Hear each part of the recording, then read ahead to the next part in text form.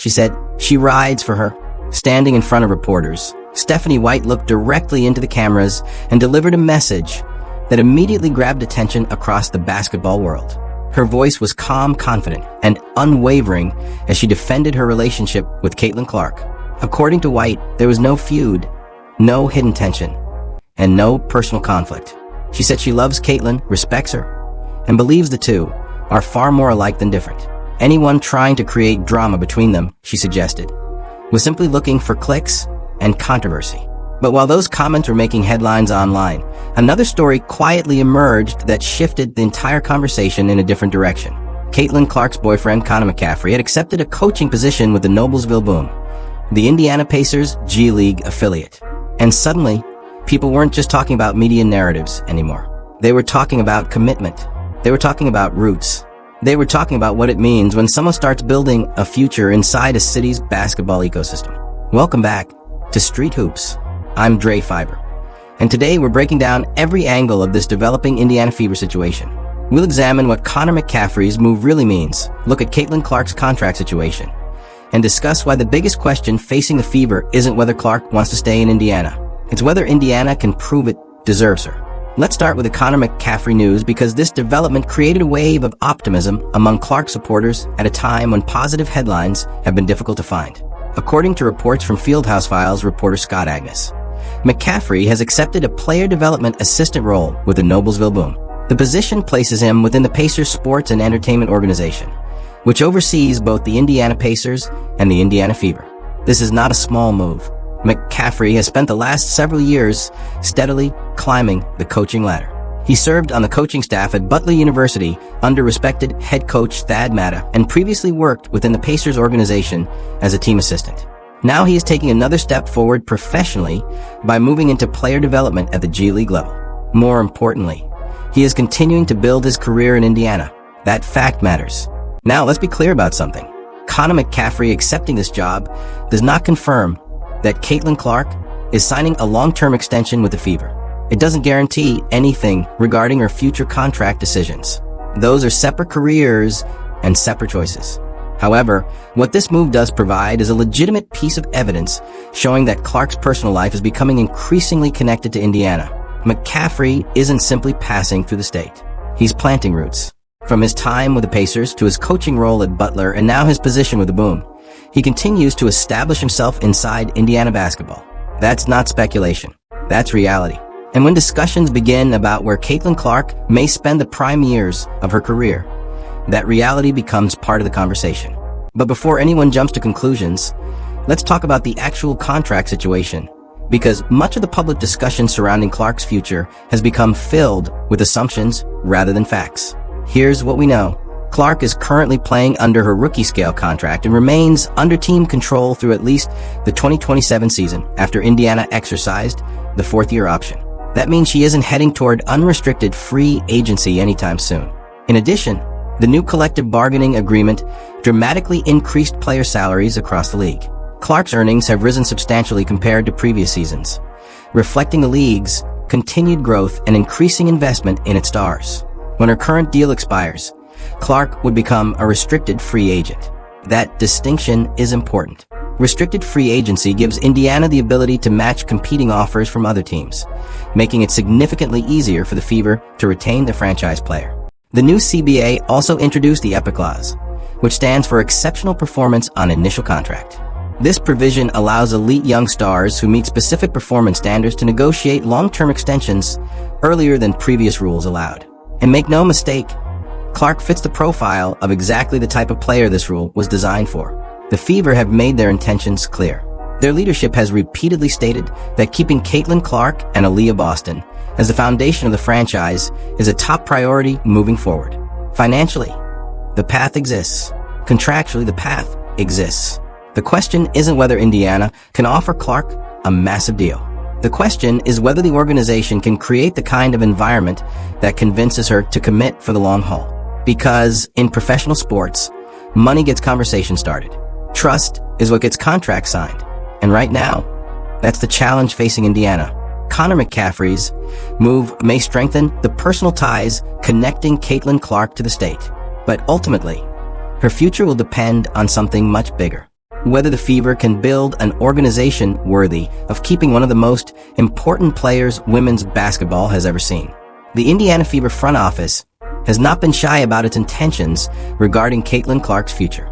In fact, team leadership has publicly stated that securing Clark on a long-term deal remains one of the organization's biggest priorities. General Manager Amber Cox has repeatedly emphasized that the franchise wants both Caitlin Clark and Aaliyah Boston to remain the cornerstones of the Fever for years to come. The reason those conversations are happening now is because of the new EPIC clause, exceptional performance on initial contract, introduced through the league's updated collective bargaining agreement. The provision gives elite young stars a pathway toward long-term extensions much earlier than previous CBA rules allowed. So whenever you hear analysts discussing the possibility of Clark signing a historic extension with Indiana, this is the mechanism they're talking about. From the Fever's perspective, the question isn't whether they want to keep Clark. The question is how quickly they can make it happen. But here's where things become more complicated, because contracts are not signed based solely on money. The financial side matters, obviously. Clark has the potential to become one of the highest paid players in women's basketball history. Indiana possesses the cap flexibility, contractual tools, and organizational motivation to offer a deal that reflects her superstar value. The incentives are enormous for both sides. However, elite athletes don't commit their futures based solely on numbers. They commit when they feel respected. They commit when they trust leadership. They commit when they believe the organization is creating an environment capable of matching their ambitions. And right now, that is where legitimate questions begin to emerge. Only a handful of games into the 2026 season, Indiana has already found itself at the center of multiple controversies. Public scrutiny has intensified. Sideline interactions have gone viral. Media disputes have generated headlines. Questions about organizational direction continue to circulate throughout the basketball world. Whether those concerns are entirely fair or partially exaggerated is almost beside the point. Perception matters. Trust matters. And for a player of Clark's stature, those factors become impossible to ignore. Connor McCaffery's decision to continue building his coaching career in Indiana certainly creates a positive personal environment around Clark. His roots within the state's basketball culture are becoming deeper with every professional move he makes. But personal comfort and professional confidence are not always the same thing. The bigger question remains whether the Fever can consistently provide the competitive environment Clark expects. And that brings us directly to Stephanie White, because White opened the door to this discussion herself during her recent press conference.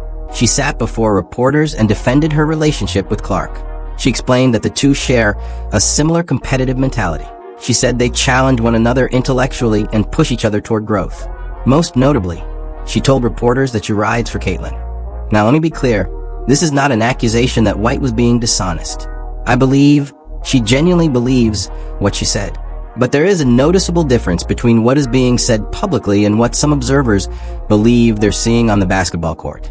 Supporters of Clark argue that truly building around a franchise superstar requires more than positive statements during press conferences. It requires strategic decisions. It requires systems that maximize strengths while minimizing weaknesses. It requires creating conditions that consistently place your best player in the strongest possible position to succeed. Critics have pointed to defensive schemes that leave Clark exposed in difficult matchups, substitution patterns that remove her from critical stretches, and tactical decisions that sometimes appear disconnected from the roster strengths. Whether those criticisms are entirely justified is open for debate. But the conversation exists because expectations around Clark are unlike anything the WNBA has experienced before. Every coaching decision becomes magnified. Every rotation choice becomes a talking point.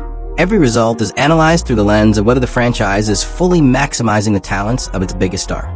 And that naturally leads many fans to examine Stephanie White's broader coaching history. When evaluating any head coach, context matters. Records matter. Player development matters. Program culture matters. White's tenure at Vanderbilt remains one of the most frequently discussed chapters of her coaching career. Over 5 seasons, Vanderbilt struggled to produce consistent results. Conference success proved difficult to achieve, and the program experienced significant roster turnover. Perhaps most notably, several key contributors chose to transfer during White's tenure. That reality continues to be referenced whenever critics evaluate her overall coaching track record. Now, transfer decisions are complicated. Every player leaves for different reasons. Coaching style, playing time, personal circumstances, team fit, and career goals all play a role. Still, when multiple important contributors depart within a relatively short period, questions inevitably follow. Those questions become even louder when a coach later assumes leadership of one of the most visible teams in professional basketball. Which brings us back to the central issue. This conversation isn't really about Connor McCaffery. It isn't even entirely about Stephanie White. It's about Caitlin Clark. The Fever clearly want her future tied to Indiana. The financial pathway exists. The contractual mechanisms exist. The personal connections continue to grow stronger. But none of those factors eliminate the most important challenge facing the franchise. Can Indiana create the kind of culture, stability, and competitive environment that convinces a generational superstar she never needs to look elsewhere? Because in the end, keeping Caitlin Clark won't simply be about offering the biggest contract. It will be about proving year after year that Indiana is the best place for her to achieve everything she wants to accomplish. When the same pattern repeats year after year, involving multiple players, multiple seasons, and multiple departures, honest analysis stops blaming the players and starts examining the environment. At some point, the common denominator matters. In Vanderbilt's case, that common denominator was Stephanie White. After her college coaching tenure ended, White returned to the WNBA and spent 2 seasons with the Connecticut Sun before eventually taking over in Indiana.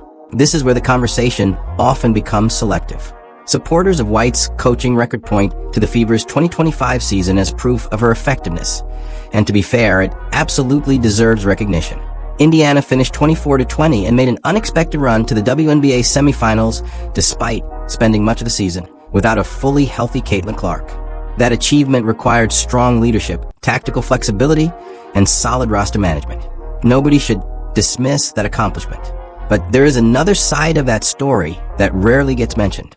That postseason run was fueled largely by the performances of Aaliyah Boston and Kelsey Mitchell. Both players carried massive responsibilities during Clark's absences and consistently delivered when the team needed them most. The question that continues to linger is simple. When Caitlin Clark is healthy, available, and expected to be the centerpiece of the franchise, is the coaching environment maximizing her strengths? Through the opening stretch of the 2026 season, many observers would argue the answer remains unclear at best. Let's talk about Kelsey Mitchell for a moment, because her name continues to appear in these discussions. Some fans have pushed the narrative that Mitchell is actually Indiana's best player, that the offense functions better through her, and that Clark creates as many challenges as solutions. While that argument generates headlines, it doesn't hold up particularly well when you look at the complete picture. Kelsey Mitchell is an outstanding basketball player. She remains one of the league's most dangerous scorers and has continued climbing the Fever record books. Her contributions to the franchise are undeniable. But Caitlin Clark operates on a different level of influence.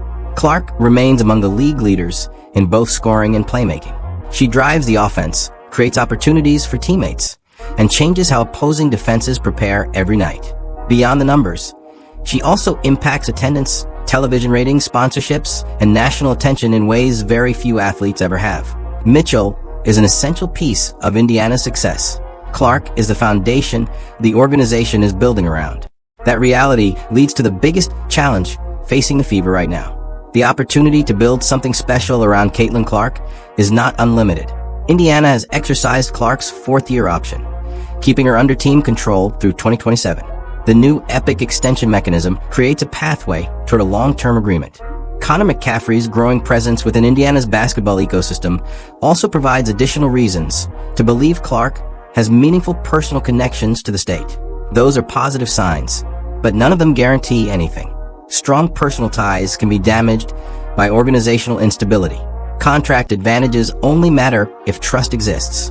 Long-term relationships require more than paperwork. That is why the Fever must address several concerns quickly. The defensive system has to better protect its franchise player rather than repeatedly exposing her weaknesses. Public disagreements between players and coaches must be managed more effectively. The organization cannot afford constant distractions, media controversies, or unnecessary internal tension. Most importantly, everyone involved must understand exactly what they have. Players like Caitlin Clark do not come along often. Organizations spend decades searching for transformational talent capable of changing the trajectory of an entire franchise. Indiana already has that player. The challenge now is not finding a superstar. The challenge is creating an environment worthy of keeping one. Because the biggest question surrounding the Indiana Fever is no longer whether Caitlin Clark can elevate the franchise. She's already proven she can. The real question is whether the franchise can elevate itself enough to keep pace with her future. If the Indiana Fever want to secure their future with Caitlin Clark, the solution is not complicated, but it does require action. First, they need to stop forcing a defensive system that consistently turns Clark into a target. Running a switch-heavy scheme sounds great in theory, but if the personnel cannot execute it effectively, all it does is create mismatches that opponents attack possession after possession. Great coaching is not about forcing players into a system. It is about building a system around the strengths of your players. The same principle applies offensively. There should never be stretches where one of the most talented offensive players in basketball spends quarter after quarter without a clear set designed specifically for her. Elite players thrive when coaches actively create opportunities for them. They do not simply survive by improvising every possession. If Clark is the centerpiece of the franchise, the offensive structure should reflect that reality every single night. Communication matters too. No organization benefits when frustrations between players and coaches spill into public view. Viral sideline moments may dominate headlines for a day, but they create unnecessary questions about leadership, trust, and internal relationships. Successful teams solve those issues behind closed doors and present a united front when the cameras are rolling. Then there is the media side of the equation. The situation involving veteran reporter Scott Agness has sparked significant discussion around the league. Whether people agree or disagree with the decision, the message it sends matters. When a journalist with more than a decade of institutional knowledge suddenly finds himself at the center of controversy, every reporter covering the team notices. Organizations thrive when transparency and accountability are encouraged, not when independent reporting becomes a source of tension. At the same time, it is important to acknowledge how Caitlin Clark has handled herself throughout all of this. Despite the constant scrutiny, the criticism, and the endless debate surrounding every move she makes, Clark has remained remarkably professional. After the highly publicized sideline confrontation, she publicly defended Stephanie White. She accepted responsibility for her own defensive shortcomings. She pointed out that the team was losing badly and admitted frustration was understandable in that moment. That is not the behavior of someone unwilling to be coached. It is not the behavior of a diva. It is the behavior of a competitor who expects excellence from herself and everyone around her. In fact, one of the most fascinating aspects of the current conversation is that many of the traits being criticized are the exact same traits that helped make Clark a phenomenon in the first place. Her competitive fire, her emotional investment, her refusal to quietly accept losing, her demand for higher standards. Those qualities are not flaws. They are part of the reason millions of fans connect with her. They are part of the reason arenas sell out when she plays. They are part of the reason television ratings continue to rise whenever she takes the floor. Those qualities are not the problem. They are the product. Now let's return to Connor McCaffery's recent coaching move, because it has become a major talking point among Fever fans. His decision to join the Noblesville Boom is unquestionably positive news for those who want to see Clark remain in Indiana long term. It demonstrates that important pieces of her personal life continue to become more deeply connected to the state's basketball culture. It is another sign that Indiana represents more than just a workplace. But personal connections alone do not win championships. A supportive environment away from the court cannot replace the professional environment required on the court. And that is where the real tension exists. On one side, you have strong personal roots, contractual flexibility, and an organization with the financial resources to build around its superstar. On the other side, you have lingering questions about coaching decisions, team structure, communication, and long-term vision. The Indiana Fever still have time to answer those questions. They possess the talent. They possess the resources. They possess one of the most transformational players the sport has ever seen. What they need now is alignment, because goodwill does not last forever. Fan support should never be taken for granted, and players of Caitlin Clark's caliber expect organizations to match their ambition. The contract framework suggests she can stay. Connor McCaffery's decision suggests she may want to stay. But what happens inside the Fever organization over the remainder of the season will ultimately determine whether staying becomes the right choice. That is the question hanging over Indiana basketball right now. So what do you think? Does Connor McCaffery's new coaching role change the way you view Caitlin Clark's future with the Fever?